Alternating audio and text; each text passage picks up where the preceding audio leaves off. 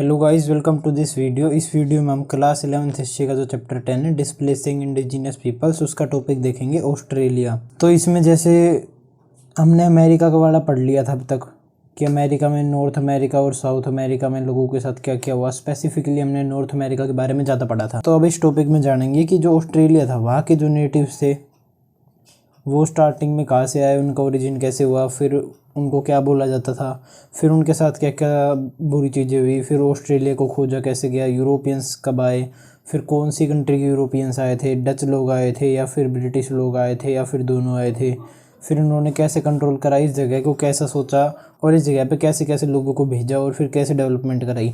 तो ये सब जानेंगे इधर इस टॉपिक में, ठीक है। तो सबसे पहले बताया जाता है कि जो जैसे अमेरिका था वैसे ही ऑस्ट्रेलिया में भी लॉन्ग हिस्ट्री है किसकी, इनके नेटिव्स लोगों की। जैसे अमेरिका में जो नेटिव्स लोग थे वो 30,000 साल पहले आए थे। कहाँ से? जो आज के टाइम पीरियड पे ये है रशिया मान लो, और इधर से ये है अमेरिका। तो इधर से जो सी का एरिया है ये जब आइस बन गया था आइस एज में, तब रशिया वाले एशिया वाले इधर से आए थे अमेरिकाज में 30,000 साल पहले। तो ये लॉन्ग हिस्ट्री थी अमेरिका के नेटिव्स की। तो वैसे ही ऑस्ट्रेलिया में भी सेम चीज़ होती है। ऑस्ट्रेलिया में 40,000 साल पहले आए थे, इससे भी लंबी हिस्ट्री थी। और वो कहाँ से आई ये सब अब जानते हैं, ठीक है। तो ऑस्ट्रेलिया आपको पता है ना, वर्ल्ड के इस कोने में है ऑस्ट्रेलिया, रेक्टेंगल सा देश मान लो। तो यहाँ पे ऑस्ट्रेलिया है, मान लो ये ऑस्ट्रेलिया, ठीक है। तो अब ऑस्ट्रेलिया पूरे वर्ल्ड से डिसकनेक्टेड आज के टाइम पीरियड पे देखा जाए तो, अगर लैंड की बात की जाए तो। लेकिन उस ज़माने में क्या था, उस ज़माने में भी आइस एज थी। इस वजह से क्या हुआ, जो ये है इधर से की कंट्री है न्यू गुनिया, शायद आजकल इसे पपुआ न्यू गुनिया कहा जाता है। तो ये जो पपुआ न्यू गुनिया नाम की जो कंट्री है वो इधर सी का है, और वो इधर तो इधर से इतना जो एरिया बसता है ये सी का है। लेकिन जब आइस एज रही थी तो यहाँ पे बर्फ़ थी और यहाँ के लोग इधर आ गए।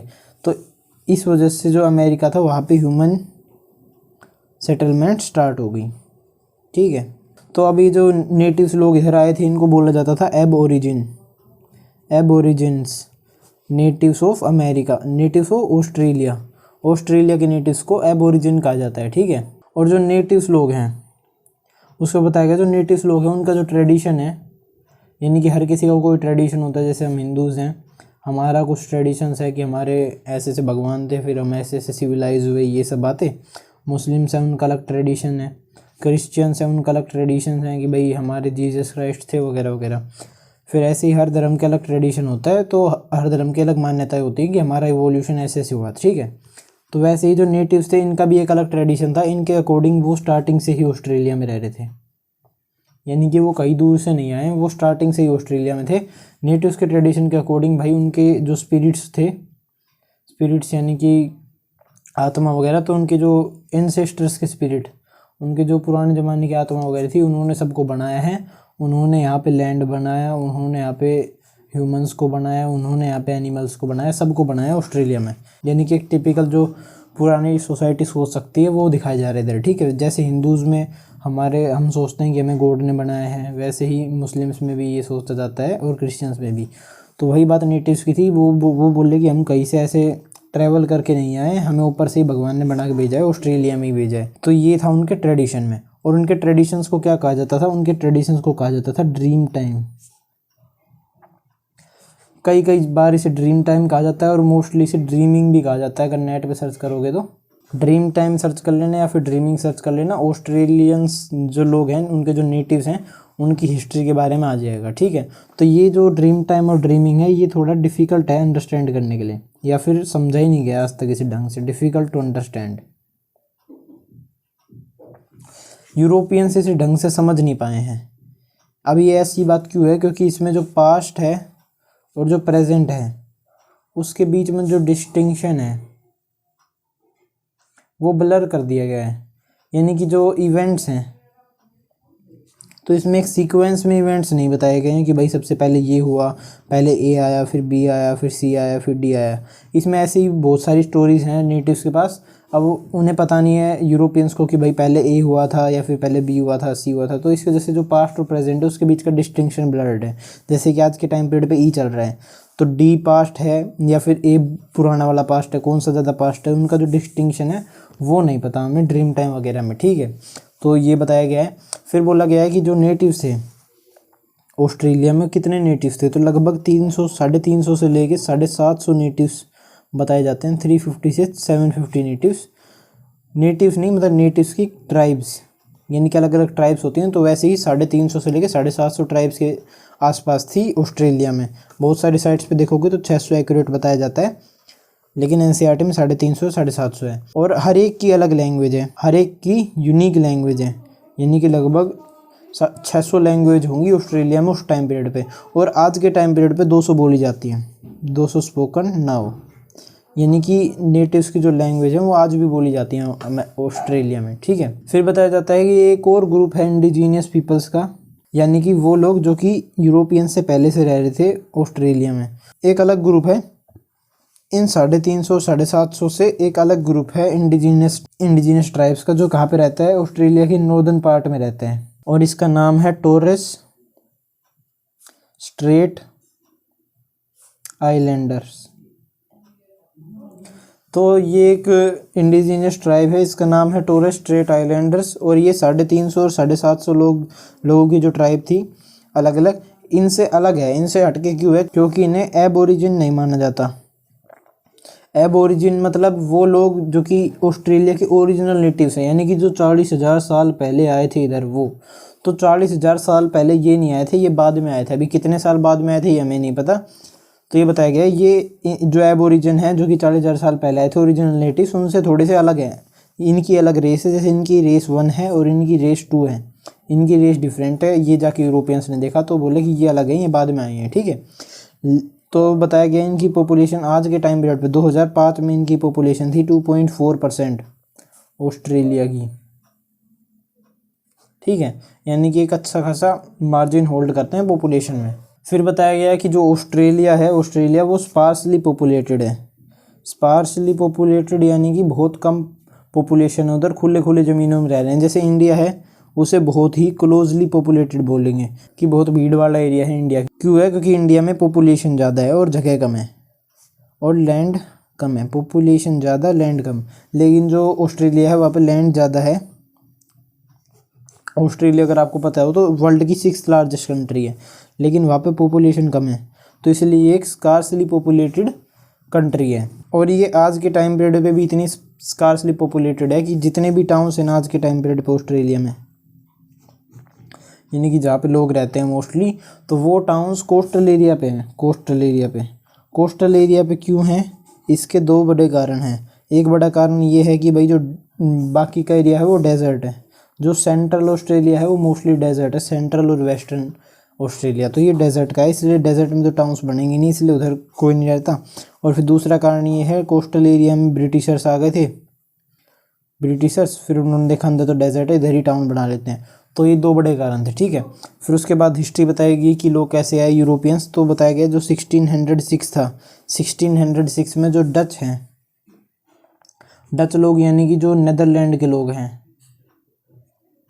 नेदरलैंड जो यूरोप में कंट्री, या फिर उसे उस टाइम पीरियड पे हॉलैंड भी कहा जाता था, तो हॉलैंड या फिर नेदरलैंड के लोगों को बोला जाता है डच। तो जो डच लोग थे वो इंडोनेशिया पे रूल करा करते थे उस टाइम पीरियड पे। इंडोनेशिया इधर सीख है, ठीक है, ऑस्ट्रेलिया से थोड़ा सा ऊपर। तो इंडोनेशिया से वो एक दिन ऐसी नाव लेके घूम रहे थे, उन्होंने देख लिया कि भाई ऑस्ट्रेलिया नाम की जगह है, तो उनके मन में आ गई कि अब हम ऑस्ट्रेलिया जाएंगे, ठीक है। तो 1606 में उन्होंने ऑस्ट्रेलिया को देख लिया।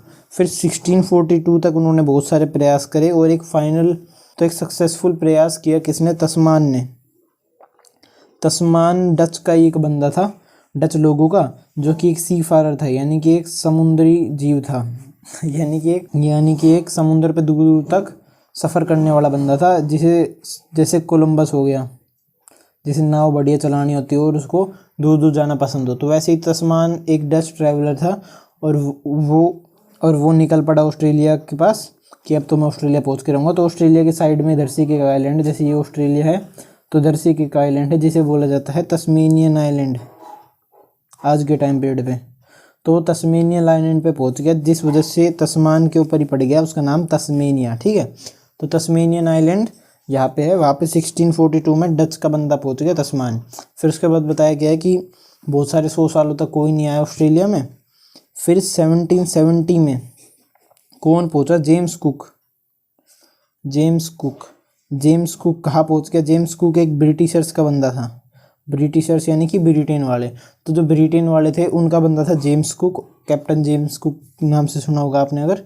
तो वो पहुंचा था बोटानी बे में। जैसे ही ऑस्ट्रेलिया है तो ऑस्ट्रेलिया का ये वाला पार्ट, इधर से एक बे है, बे यानी कि खाड़ी, वो एरिया जो कि ज़मीन से थोड़ा अंदर की तरफ हो, ये जैसे ओशन है और ये लैंड है, तो वो एरिया जो कि अंदर की तरफ होता है थोड़ा सा, उसे बोलते हैं बे। ठीक है, तो ऑस्ट्रेलिया में एक बे है इधर से, जिसे बोला जाता है बोटानी बे। तो बोटानी बे में पहुंच गया जेम्स कुक, और फिर उसका नाम रख दिया न्यू साउथ वेल्स। ठीक है, तो अभी हमने देख लिया कि कैसे जो ऑस्ट्रेलिया था वहाँ के तो वहाँ की साइड पे पहुंच गया कौन? James cook. कब पहुंच गया? 1770 में। और यहाँ पे था तस्मेनियन आइलैंड, जहाँ पे पहुंच गया तस्मान। कब पहुंचा? 1642 में। ठीक है, और डच लोगों ने 1606 में जो साइट कर लिया था ऑस्ट्रेलिया को। ठीक है, तो ये बात हुई थी। इससे बोला जाता है न्यू साउथ वेल्स। आज के टाइम पे साउथ वेल्स जगह है, न्यू साउथ वेल्स ऑस्ट्रेलिया में। ठीक है, और जिस बे में पहुंचा था, बे यानी कि खाड़ी, मैंने बता दिया था, वो ज़मीन जो कि बाकी एरिया से थोड़े अंदर की तरफ हो, जैसे बे ऑफ बंगाल है, बे ऑफ बंगाल ये हमारा इंडिया जैसे, तो बे ऑफ बंगाल ये होगी ना, तो ये इधर बांग्लादेश आ गया और ये इंडिया है। ठीक है, तो ये बाकी एरिया के कंपैरिजन में थोड़ा अंदर की तरफ है, इसलिए इसे बे ऑफ बंगाल कहा जाता है।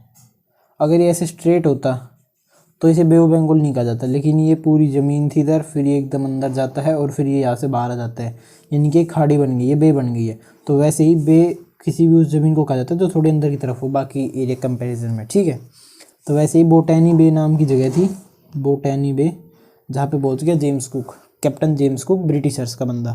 फिर 1770 में पहुंचा था। 1788 में ब्रिटिशर्स ने यहाँ पे एक पीनल कॉलोनी बना ली। पीनल कॉलोनी वो सेटलमेंट होती है, अ टाइप ऑफ सेटलमेंट, जहाँ पे जो प्रिजनर्स होते हैं उन्हें एग्जाइल कर दिया जाता है जनरल पॉपुलेशन से। ठीक है, यानी कि जो ब्रिटिशर्स हैं, अब मान लो ब्रिटिशर्स के वहाँ पे कुछ लोगों ने दंगा वगैरह कर दिया, फिर उन्होंने लड़ाई वगैरह कर दी, फिर ब्रिटिशर्स ने उन्हें डाल दिया प्रिजन में, जेल में। तो अब भाई किसी बंदे को जेल में डाला है तो 10 साल तक डाल दोगे, तो अब 10 साल तक उसे जेल में डाल दिया, अब उसे बाहर निकालोगे तो क्या अब तो बाहर निकल के वापस दंगा कर दे। तो ब्रिटिशर्स ने सोचा कि अब 10 साल तक जेल में रखा है, बाहर निकालने से बढ़िया इसको क्या करते हैं, इससे बोल देते हैं कि अब तो इधर तो कुछ कर नहीं पाएगा ब्रिटेन में, तो यहाँ पे दंगे ही करेगा वापस, या फिर तो चोरी वगैरह कुछ करेगा, इससे बढ़िया है तो क्या कर, तुझे भेज देते हैं हम ऑस्ट्रेलिया। और ऑस्ट्रेलिया में जाके अपने कमा पैसे छाप अपने आराम से, क्योंकि उधर कोई मनाही नहीं है, उधर पूरी ज़मीन खाली है, जितनी ज़मीन तेरे को चाहिए उतनी ले ले, उधर एग्रीकल्चर कर बढ़िया तरीके से, उधर फैक्ट्री लगा बढ़िया तरीके से और पैसा कमा। ठीक है, लेकिन एक शर्त पे हम तुझे उधर भेजेंगे कि तू भाई वापस मुड़ के ब्रिटेन मत आ जाइयो कभी। यानी कि एक शर्त थी कि जो भी कितने बड़ा बंदा बन जाए वापस उड़ के ब्रिटेन नहीं आएगा। क्यों नहीं आएगा? क्योंकि भाई प्रिजनर था एक टाइम पीरियड पे।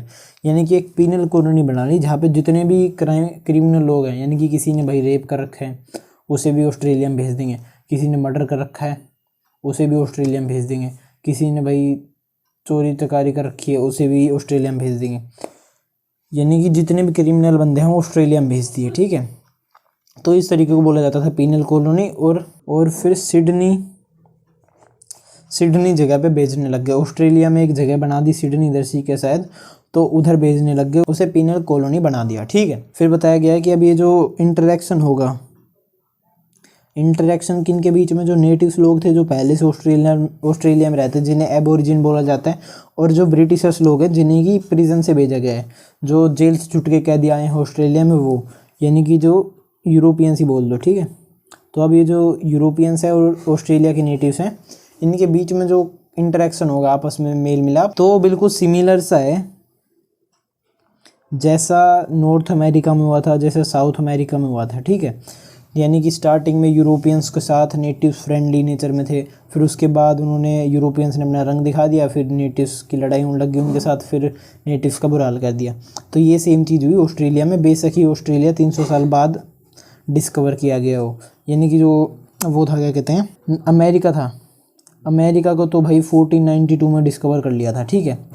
लेकिन जो ऑस्ट्रेलिया था उसे डिस्कवर कब किया था? 1642 में। 1642 में तो आस पड़ोस का आइलैंड डिस्कवर करा था। मेन जो ऑस्ट्रेलिया है उसे डिस्कवर किया था 1770 में, यानी कि लगभग 300 साल बाद। तो बोला कि बेशक 300 साल बाद डिस्कवर करा हो, लेकिन सेम स्टोरी यहाँ पे होती है इंटरेक्शन की, जैसी ऑस्ट्रेलिया अमेरिका में हुई थी, ठीक है। तो बताया गया कि सबसे पहले जो जेम्स कुक था, जेम्स कुक जिसने ऑस्ट्रेलिया को डिस्कवर किया, तो जेम्स कुक और उसकी क्रू जब उधर पहुंची तो जो नेटिव्स लोग थे वो बहुत ज़्यादा फ्रेंडली थे, ऐसा ये बताते हैं। फ्रेंडली नेचर के थे बहुत ज़्यादा, जैसा कि अमेरिका में हुआ था वैसा ही इधर हुआ, बहुत ही ज़्यादा फ्रेंडली नेचर के थे। लेकिन एक चीज़ होती है जिसकी वजह से जो यूरोपियंस थे, यूरोपियंस एग्रेसिव हो जाते हैं नेटिव्स के टुवार्ड्स, यानी कि गुस्सा करने लग जाते हैं नेटिव्स पे, नेटिव्स को मारने लग जाते हैं बिना बात, नेटिव्स को के साथ डिस्क्रिमिनेट करने लग जाते हैं।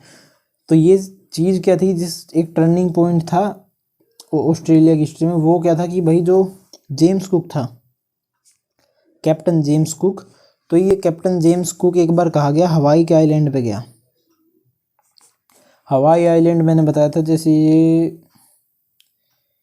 ये है हमारा यूएस से नॉर्थ अमेरिका, तो इधर सीक है हवाई आइलैंड, ठीक है। तो ये जो हवाई आइलैंड है उधर गया कैप्टन जेम्स कुक, और वहाँ पे एक जो नेटिव बंदा था उसके साथ उसकी लड़ाई हो गई, और नेटिव बंदे ने जेम्स कुक को जान से मार दिया, किल कर दिया। तो इसकी वजह से क्या हुआ, जो यूरोपियंस थे उनके मन में ये आ गई भी हमारे कैप्टन को मार दिया, हमारे सर को मार दिया, तो उनमें आगे गुस्सा, और वो जिस भी नेटिव्स को देख रहे उसे बुरी तरह मार रहे, उसके साथ बुरा ट्रीट कर रहे, ठीक है। और ये कब मारा था नेटिव ने? 1779 में मारा था, और उसके बाद जो नेटिव्स थे उनका बुरा हाल कर दिया यूरोपियंस ने, ये बताया गया है। और इस इंसिडेंट की वजह से 1779 में नेटिव्स ने जेम्स कुक को मार दिया। इस इंसिडेंट को लेकर 300 साल तक बर्बरता करी उन पे, और जस्टिफाई कर दिया, बोला कि भाई नेटिव्स ने भी तो हमारे कैप्टन जेम्स कुक को मारा था, अब हम इन्हें कितने साल मारे, इन्होंने स्टार्ट करा था। तो ये है कि उन्होंने इतने 300 साल की बर्बरता को जस्टिफाई कर दिया, ठीक है। यानी कि कितनी गंदी लॉजिक दे रहे हैं, ये देख लो। फिर ये बताया गया कि जो नेटिव्स लोग थे, नेटिव्स लोगों ने ये नहीं सोचा होगा कि जो 19th और 20th सेंचुरी है, यानी कि 1800 से लेके 1999 तक, उनमें से 90% लोग मर जाएंगे। और क्यों मरेंगे भाई? जो यूरोपियंस थे वो अपने साथ लेके आए थे जर्म्स।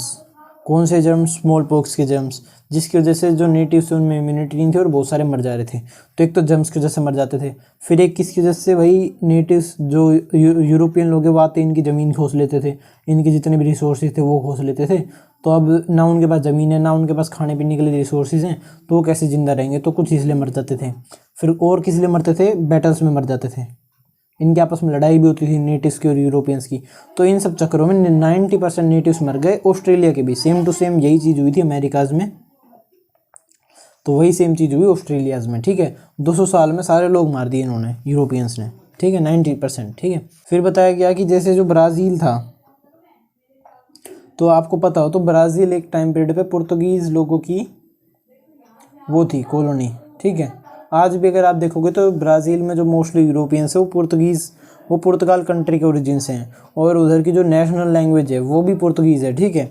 तो जो ब्राज़ील है वहाँ पे पुर्तगीज़ की कॉलोनी थी। जो पुर्तगाल वाले लोग थे उन्होंने भी यही सोचा था कि जो हम कन्विक्ट्स हैं, जो लोग वो हैं कैदी वगैरह हैं, प्रिजनर्स वगैरह हैं, उन्हें भेज देते हैं ब्राज़ील में, और वो अपनी ज़िंदगी कमा लेंगे और हमें टैक्स भी देते रहेंगे। तो ये सब सोच के उन्होंने कैदियों को भेजना स्टार्ट कर दिया, कहाँ पे? ब्राज़ील में।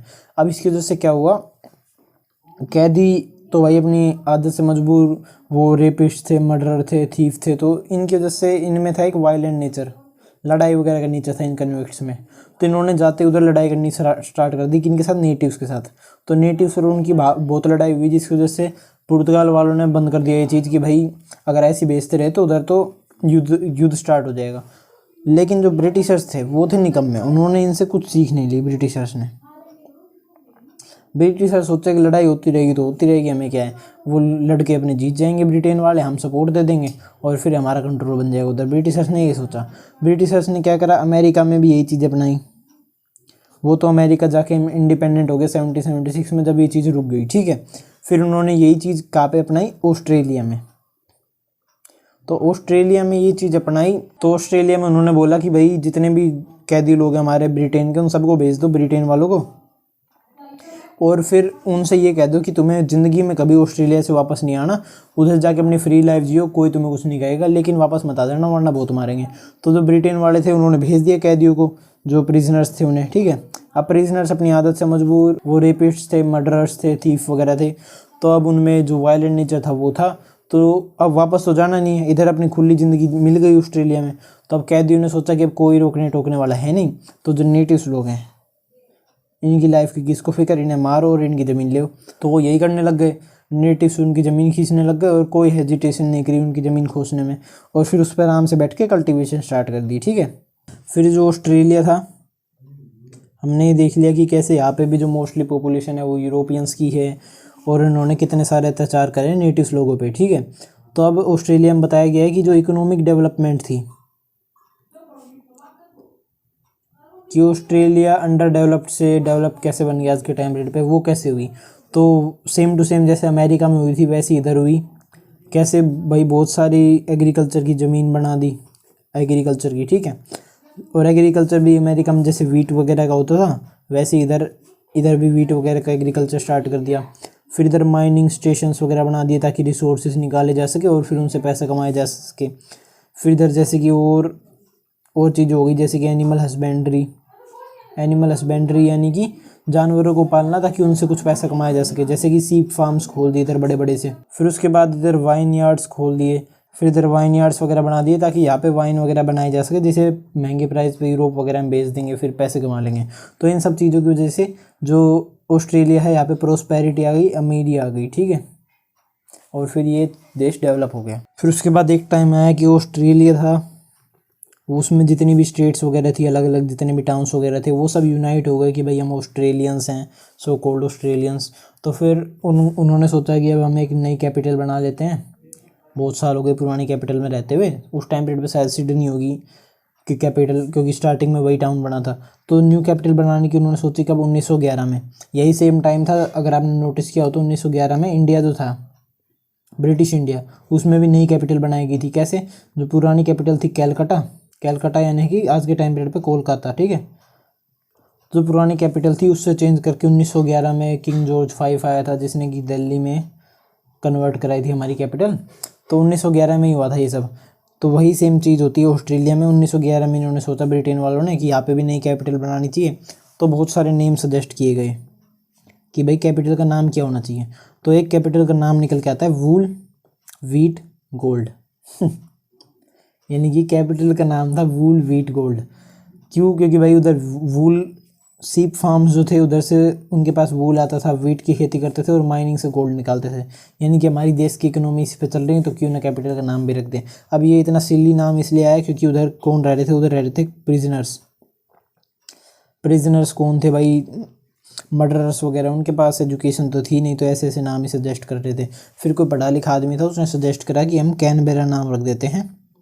कैनबेरा नाम क्यों? क्योंकि ये एक नाम है काम बेरा, ये नेटिव्स लोगों की लैंग्वेज में एक नाम है जिसे मीटिंग प्लेस कहा जाता है, यानी कि जहाँ पे लोग मिलते हैं, मीटिंग प्लेस। तो हम उससे हमारा एक नाम एक्सट्रैक्ट कर लेते हैं कैनबेरा, ठीक है।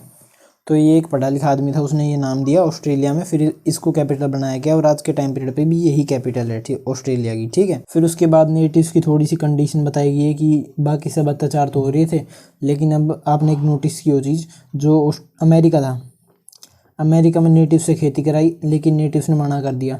तो अमेरिका वाले ले आए स्लेव्स को कहाँ से? अफ्रीका से। लेकिन ऑस्ट्रेलिया वाले क्या करें? क्यों? क्योंकि ऑस्ट्रेलिया से अफ्रीका बहुत दूर पड़ता है, इतनी दूर जाएंगे तो स्लेव्स रास्ते में मर जाएंगे।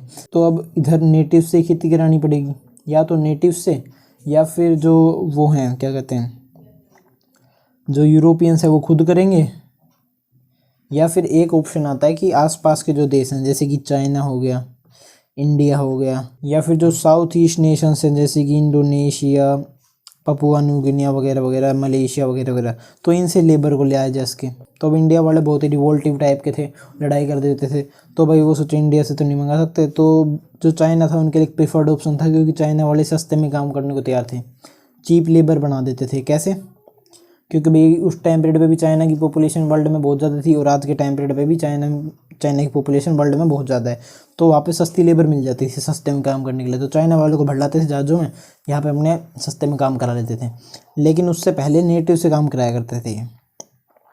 नेटिव्स को फार्म्स में लगाया जाता था, उनसे बुरी तरीके से काम कराया जाता था, और कंडीशन की इतनी हार्श कंडीशंस थी कि जो स्लेवरी है, स्लेवरी में जो अफ्रीका के स्लेव से काम कराया जाता था, उसकी कंडीशंस में और नेटिव्स की कंडीशन में कोई डिफरेंस नहीं था, ये बात बोली गई है। तो नेटिव्स ने ऑफ कोर्स रिवोल्ट किया होगा, जिसकी वजह से वो चाइना के लेबर्स को लेके आए। फिर चाइना के जो लेबर्स थे चाइना वाले, वो खुशी खुशी आ गए, क्योंकि उन्हें पैसा चाहिए था, पॉपुलेशन ज़्यादा थी उधर, तो वो खुशी खुशी आ गए काम करने। फिर एक चीज़ होती है, क्या होती है, 1974 के आसपास कि एक फियर आ जाता है लोगों में। क्या फियर आ जाता है? जो यूरोपियंस थे उनके मन में क्या फियर आ जाता है कि हम नॉन वाइट्स पे ज़्यादा वो कर रहे हैं, डिपेंड हो रहे हैं। क्या डिपेंड हो रहे हैं? कि भाई हमारी जितनी भी इकोनॉमी है, हमारी इकोनॉमी चलती है एग्रीकल्चर पे, और एग्रीकल्चर करते हैं ये वर्कर्स, और ये वर्कर्स कौन है? या तो नेटिव्स हैं या फिर ये चाइना वाले हैं, और ये दोनों ही नॉन वाइट्स जो कि गोरे नहीं हैं, ठीक है। तो ये बात उन्होंने बोली कि अगर सारी इकोनॉमी ही इन पे बल पे चल रही है, कल को इन्होंने काम करने के लिए मना कर दिया तो हमारा क्या होगा? तो ये जो इकोनॉमी का डिपेंडेंस था वर्कर्स पे, नॉन वाइट्स पे, तो इसकी वजह से जो यूरोपियंस थे उनके मन में आ गया फियर कि भाई अगर कल को इन्होंने मना कर दी तो हमारी तो इकोनॉमी डूब जाएगी। तो इस वजह से यूरोपियंस बोले कि हमें एक लॉ लाना चाहिए। क्या लॉ? कि भैया जो नॉन वाइट्स लोग हैं इनके इमिग्रेशन पे, यानी कि जो अपनी कंट्री से भाग भाग के आ रहे हैं लेबर प्रोवाइड करने, इन पे रोक लगा दो कि इन्हें आने मत दो। और फिर जो यूरोपियन लोग हैं हम खुद ही लेबर करने लग जाएंगे, थोड़े बहुत हम में भी गरीब लोग हैं वो लेबर कर लेंगे, या फिर जो एग्जिस्टिंग है, जो कि फ़िलहाल आज के टाइम पीरियड पे ऑस्ट्रेलिया में नॉन वाइट्स रह रहे हैं, उन्हीं से करा लेते हैं। बाहर से फालतू लोग लेके आओगे जो कि नॉन वाइट्स होंगे, तो एक टाइम आएगा कि भाई इनकी पॉपुलेशन हमसे ज़्यादा हो जाएगी, कि चाइना से इतनी सारी पॉपुलेशन आ गई तो क्या पता 70% चाइनीज़ हो जाएँ और 30% यूरोपियंस हो जाएँ। तो इनके मन में बन गया डर, तो इस वजह से इन्होंने इमिग्रेशन पे रोक लगा दी कि हमारी पॉपुलेशन ज़्यादा होनी चाहिए, ठीक है। कब लगाई?